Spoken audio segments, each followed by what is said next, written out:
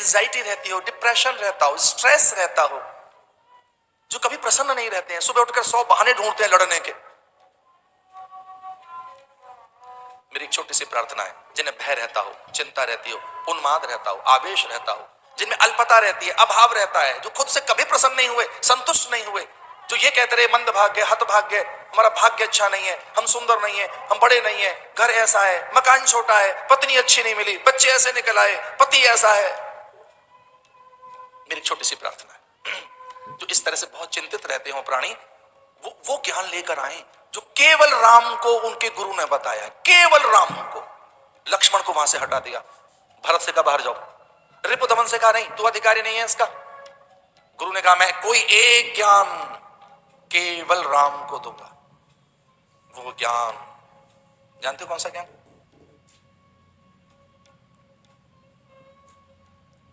एक बार विश्वामित्र वशिष्ठ की हत्या करने के लिए आए थे, खड़ग लेकर, नग्न खड़ग लेकर, नंगी तलवार, तेज धार वाली तलवार लेकर वो विशाल वट विटप के पीछे छुपकर खड़े थे कि जैसे ही वशिष्ठ को गाढ़ निद्रा आए तब मैं इसकी हत्या कर दूंगा।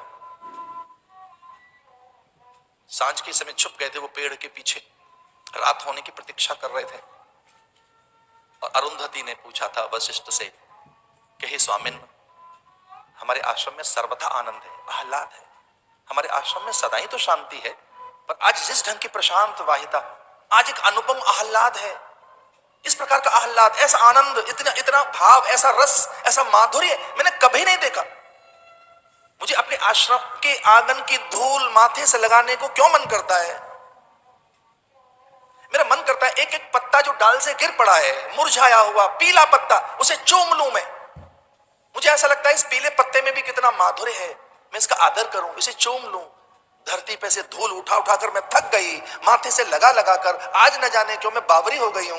मुझे हर चीज मीठी सी, पवित्र, अनुपम, उदात्त, अत्यंत मोहनीय और भगवदीय लग रही है। मुझे लग रहा है कोने कोने में, कण कण में परमात्मा है और इसका मैं पूजन कर लूं। इसमें मुझे रस दिख रहा है, माधुर्य दिख रहा है, आनंद मेरे से संभाले नहीं संभल रहा। ऐसा क्यों हो गया? हमारा ही घर तीर्थ सा दिख रहा है, हमारा घर हिमालय हो गया, हमारे पेड़ ये परमात्मा दिख रहे हैं, देवात्मा दिख रहे हैं, चूमने को मन है, इनकी पूजा कर लूं मैं धूल उठा उठा कर थक गई, अपने अंगों में लगा लगा कर एक एक रज कणिका में मुझे ब्रह्मानुभूति हो रही है, रसानुभूति। ऐसा क्यों है? तो वशिष्ठ ने कहा जानती हो ऐसा क्या है? ये सब विश्वामित्र के तप के कारण है। विश्वामित्र का तप इतना महान हो गया, उनके कारण इस पूरी धरती के कण कण में रस बरस रहा है, कण कण में माधुर्य बिखर रहा है। तो अरुंधति कहने लगी वो विश्वामित्र जिन्होंने हमारे 100 बच्चों की हत्या कर दी? बोले हाँ भाई, वो कितने महान हैं, उनकी तपस्या का प्रभाव देखो कि उनके कारण। तो अरुंधति कहने लगी अच्छा, तो वो तो उन्होंने ऐसे 100 बालकों की हमारी हत्या कर दी खेल खेल में, वो तो हमारी परीक्षा ली थी उन्होंने, हमारा संयम है कि नहीं, हमें ज्ञान है या नहीं, हमने कहीं विवेक तो नहीं खो दिया। तो 100 जो बच्चे हमारे मार दिए थे जिन विश्वामित्र ने, उनकी वजह से? तो बोले हाँ उनके ही कारण। तो अरुंधति कहती है मुझे ले चलो उन ऋषियों के, उस ऋषि के पास, मैं उनके चरणों में एक बार झुकना चाहती हूँ। और जब विश्वामित्र ने ऐसा सुना कि ये एकांत में ही मेरे गीत गा रहे हैं, मैं इन्हें मारने आया हूं, मैं इनकी हत्या करने के लिए आया हूं और मेरे लिए इनमें कितना आदर है, तो खड़ग गिर पड़ी उनके हाथ में से।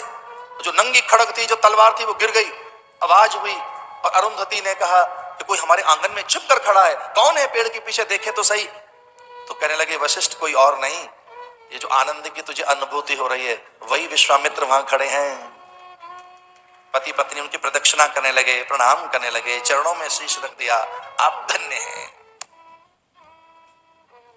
अब विश्वामित्र की परेशान होने की बारी थी, उन्होंने कहा नहीं मैं धन्य नहीं हूं, ना मैं महान नहीं। जानते हो क्या गिर गया? खड़ग, हथियार गिर गया। तो मुझसे कोई पूछे अध्यात्म क्या है, मैं एक पंक्ति में उत्तर देना चाहूंगा, अध्यात्म अस्त्र को छीन लेता है, वेपन्स छीन जाएंगे इस धरती के। इस धरती पे जो आज उन्माद है, असुरक्षा है, आतंक है, भय, अनीति है, दमन है, अत्याचार है, शोषण है, इसका एक ही उत्तर है, इस धरती को आध्यात्मिक बनाइए, युद्धोन्मुख